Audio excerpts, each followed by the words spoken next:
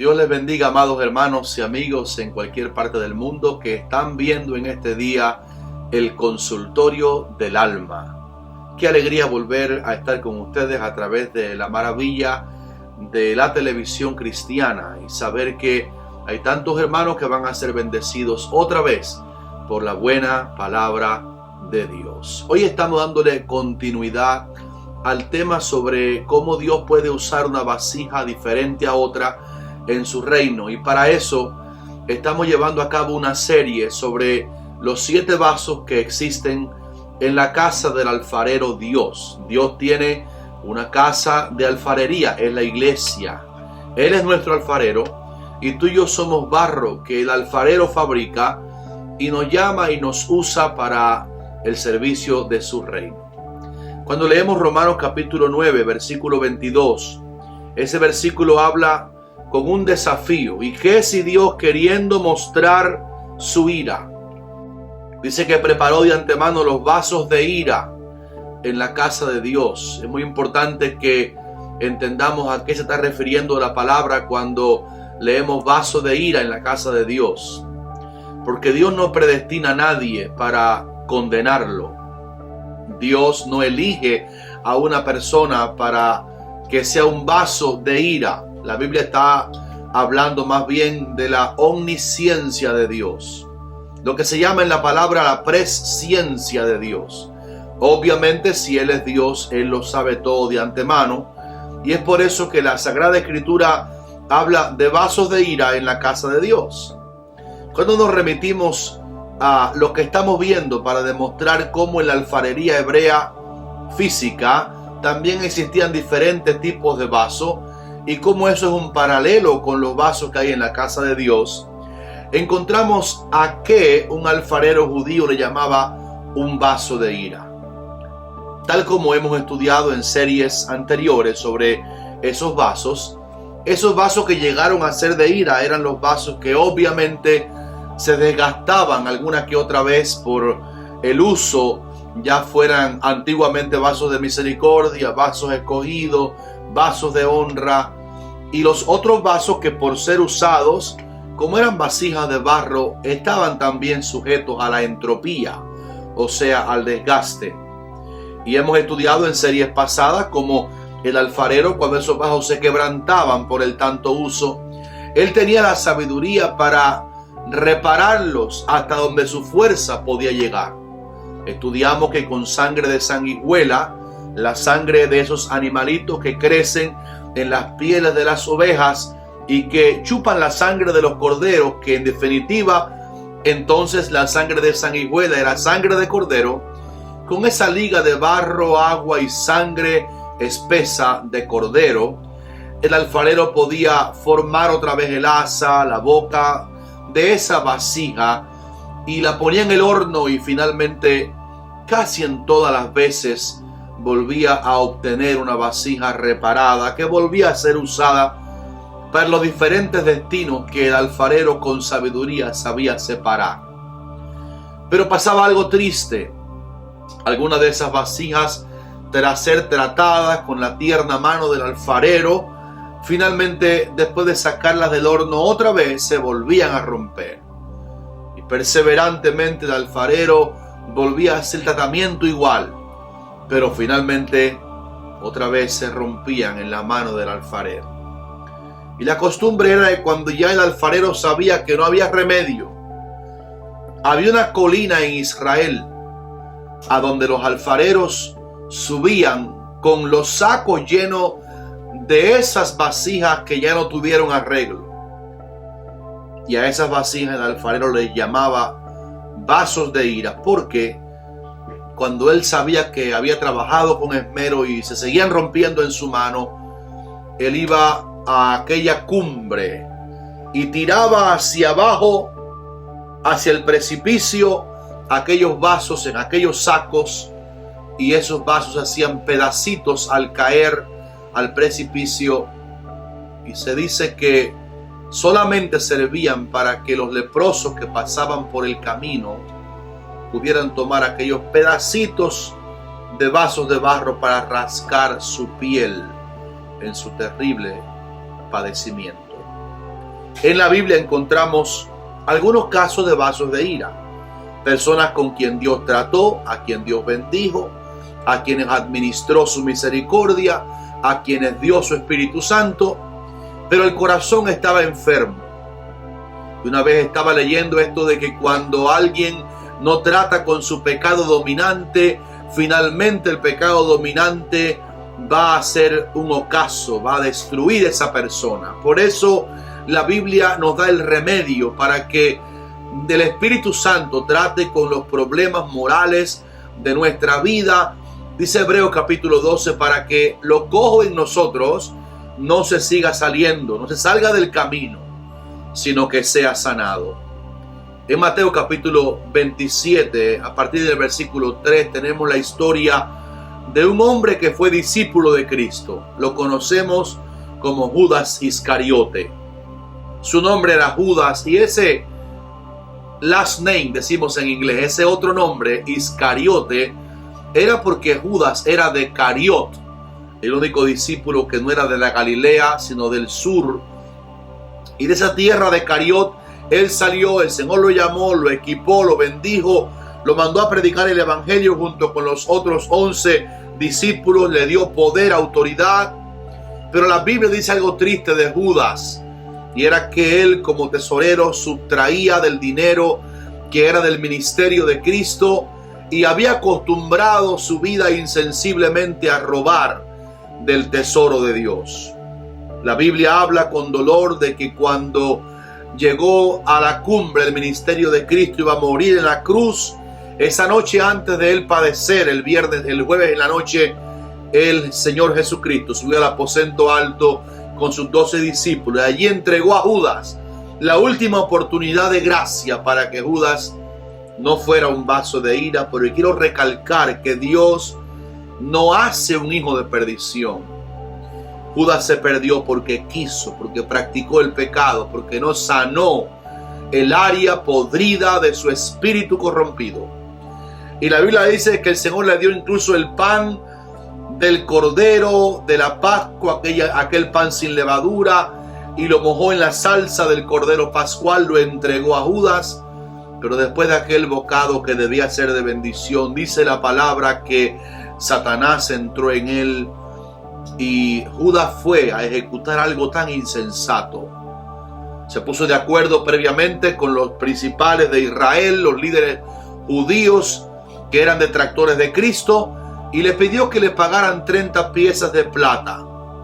Se dice que ese es el equivalente hoy día a $20 norteamericanos, para él entregar a Cristo para que fuera sacado de la palestra pública. El contexto bíblico de la entrega de Judas a Cristo ante las autoridades judías da a entender que Judas no sabía hasta dónde iban las consecuencias que Cristo padecería una vez que él lo entregó. Pensaba Judas para que no predicara más, quizás para que lo detuvieran, pero Judas no sabía inicialmente que era para muerte. Y aconteció así, dice la Biblia, cuando él vio que el Señor a quien él entregó para que lo sacaran de la palestra pública fue finalmente condenado a muerte. Judas fue al templo y le mostró a los líderes judíos su remordimiento. Y aunque la palabra usa el término arrepentimiento, en los originales griegos tal parece que está hablando de un remordimiento, una conciencia que se siente culpable, pero no había arrepentimiento para con Dios.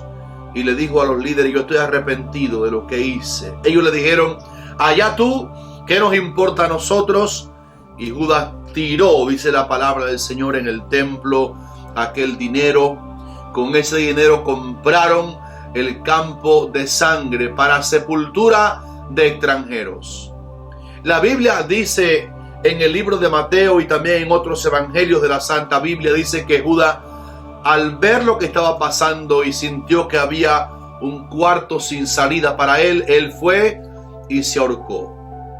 Pero en el capítulo 1 de los Hechos de los Apóstoles, la palabra añade a un ingrediente más a la historia y revela que Judas se ahorcó, y añade la historia que al ahorcarse cayó de lo alto y se reventó su cuerpo y sus entrañas se derramaron. En otras palabras, Judas se hizo pedacitos al caer de la horca en que él mismo hizo por sentirse condenado en la conciencia.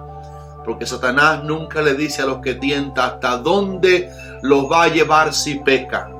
El pecado, la negación de Dios, el morbo, la envidia, la maldad, las satisfacciones sexuales fuera de la palabra del Señor, fuera de los límites del Señor, que se convierte en adulterio, fornicación, lascivia, son dardos del enemigo que nunca dicen hasta dónde el pecado va a llevar a la víctima.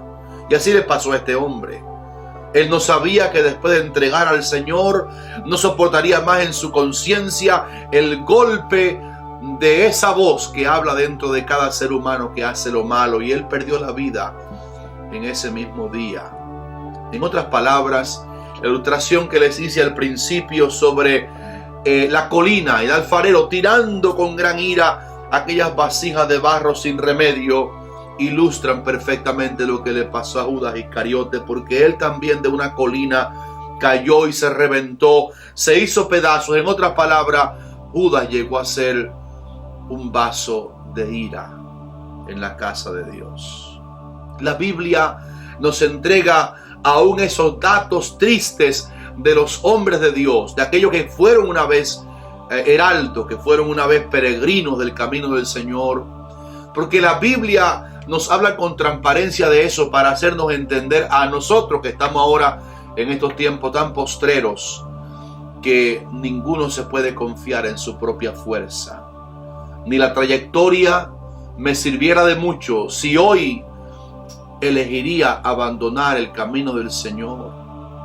Quizás en un momento Judas pareció ser un vaso de honra o un vaso escogido. Tenía poderes, dones, tenía ministerio. El Señor lo dio a ese hombre, pero él no supo administrar las benditas riquezas del Cristo vivo que les caminó al lado y les enseñó tantas enseñanzas, tanta pureza, tanta enseñanza buena, tantos milagros, y llegó a terminar como un vaso de ira.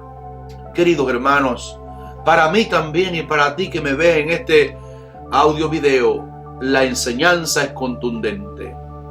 Tenemos que cuidarnos y decirle al Señor con vehemencia: Señor, te pido que me cuides para que, aunque yo comencé bien, no sea que yo vaya a terminar un día como un vaso de ira.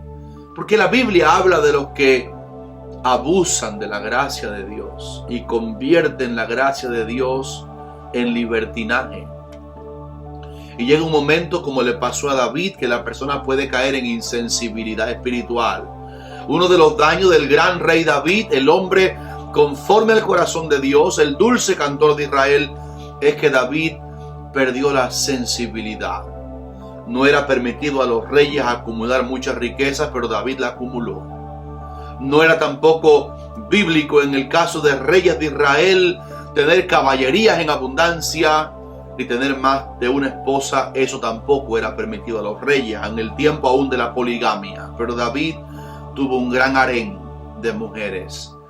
Y él se hizo insensible y dio lugar a que llegó un momento en que hubo como una callosidad en su conciencia, y finalmente le fue poca cosa pecar con una mujer, adulterar con ella, matar a su esposo y entrar en una catarata de pecados que definitivamente arruinaron un tanto la vida del rey David ahí por delante, y su familia se destrozó.